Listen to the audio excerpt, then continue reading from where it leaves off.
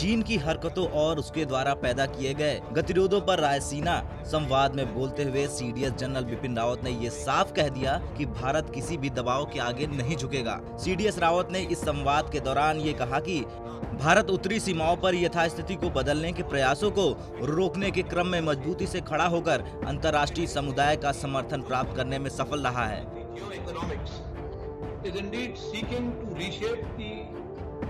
Rules that govern the world order. There are some nations which follow international order. There are others which. उन्होंने कहा कि चीन ने ये सुनिश्चित करने की कोशिश की कि वे शक्ति का इस्तेमाल किए बिना विध्वंसक टेक्नोलॉजी का इस्तेमाल कर यथास्थिति को बदल देंगे। That is what we are witnessing on our northern borders. And therefore we are witnessing changes in the geopolitics shaped by a nation-first approach. Today nations feel that we need to. उन्होंने आगे कहा कि अंतर्राष्ट्रीय समुदाय यह कहने के लिए भारत का सहयोग करने आ गया कि हाँ, एक अंतर्राष्ट्रीय नियम आधारित व्यवस्था है जिसका हर देश को पालन करना चाहिए। यह वह चीज है जो हम हासिल करने में सफल रहे हैं। भारत और चीन के बीच पूर्वी लद्दाख में कई क्षेत्रों में पिछले साल मई से शुरू हुए सैन्य गतिरोध बना हुआ है, जिससे द्विपक्षीय संबंध बुरी तरह प्रभावित हुए हैं। गौरतलब है कि चीन और भारत ने सीमा पर गतिरोध कम करने के लिए कई सैन्य वार्ताएं की।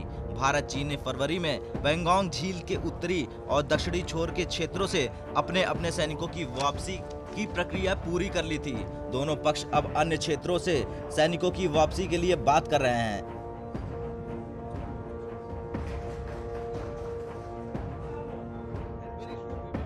यहाँ आपको ये भी बता दें कि रायसीना डायलॉग भू राजनीतिक एवं भू आर्थिक मुद्दों पर चर्चा करने के लिए एक वार्षिक सम्मेलन है, जिसका आयोजन भारत के विदेश मंत्रालय और ORF द्वारा संयुक्त रूप से किया जाता है।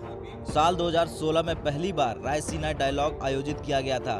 यह एक बहुहितकारी क्रॉस सेक्टरल बैठक है, जिसमें नीति निर्माताओं और निर्णायकों, विभिन्न राष्ट्रों के हित धारकों, राजनेताओं, पत्रकारों, उच्च अधिकारियों तथा उद्योग एवं व्यापार जगत के प्रतिनिधियों को शामिल किया जाता है, जो कि एक मंच पर अपने विचार रखते हैं।